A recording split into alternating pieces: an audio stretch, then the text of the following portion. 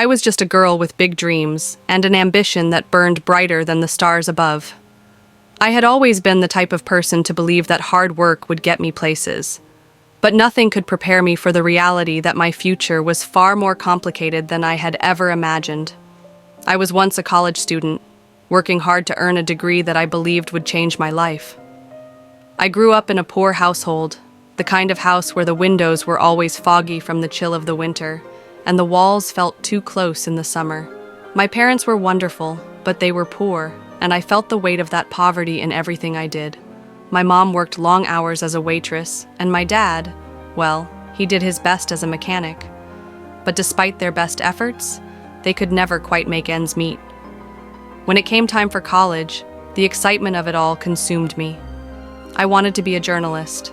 I wanted to write stories that mattered, but the tuition fees were astronomical, and every scholarship I applied for seemed to slip through my fingers.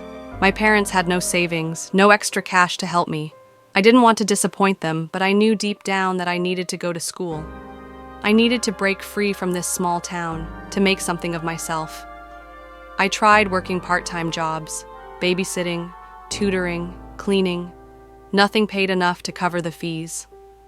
After my parents helped me with what they could, there was still a gap so wide and deep that I felt myself drowning in it. The bills piled up faster than I could make the money to cover them. I spent nights crying into my pillow, overwhelmed by the weight of it all. There were moments when I thought about giving up, about telling my parents that it was too much, but I couldn't. I couldn't disappoint them. I couldn't tell them I was too weak to fight for my future. Then one night, as I was walking home from work, I saw him. A man in a black leather jacket, his face hidden in the shadows of the streetlights. He spoke to me softly, almost as though he were trying not to scare me.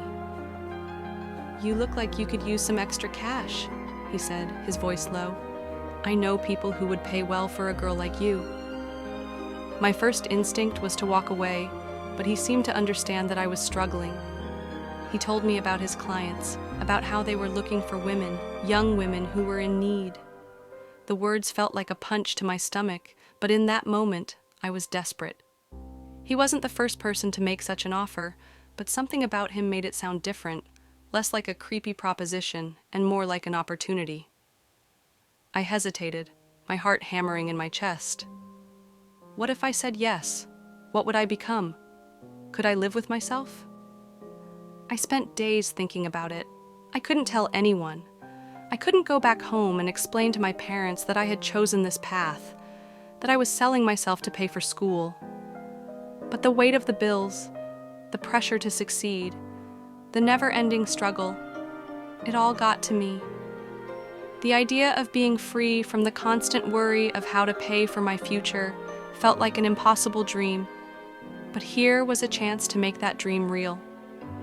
I did it. I met him again, and I made the decision to go through with it. The first time was a blur of anxiety, guilt, and shame. I told myself I was doing this for a reason, for my education, for my future. I tried to convince myself that it was just a transaction, just a means to an end. But deep down, I knew that I was lying to myself. The men, the money, they didn't matter as much as the part of me that I was losing each time. It wasn't always terrible. Some of the men were kind, even respectful, and I could forget about my own struggles for a while. But there were others, men whose faces I wouldn't even remember, but whose words and touches would haunt me forever. I would go home after each encounter and scrub myself clean, wishing that I could wash away the shame, the pain, the feeling that I was no longer the person I had been when I first walked into that classroom, bright-eyed and full of hope. It wasn't long before I became numb to it all. The school fees got paid, the rent was covered, I bought textbooks and food.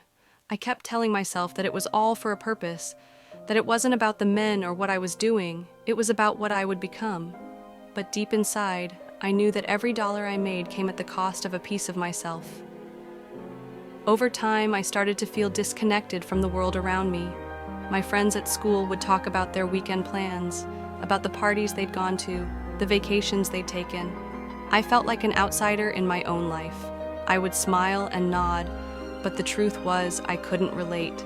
I had no time for that kind of carefree living because every day I was with a different client. The guilt, the shame, the exhaustion, they weighed on me like an anchor. I hated what I had become, but I couldn't stop because I needed the money.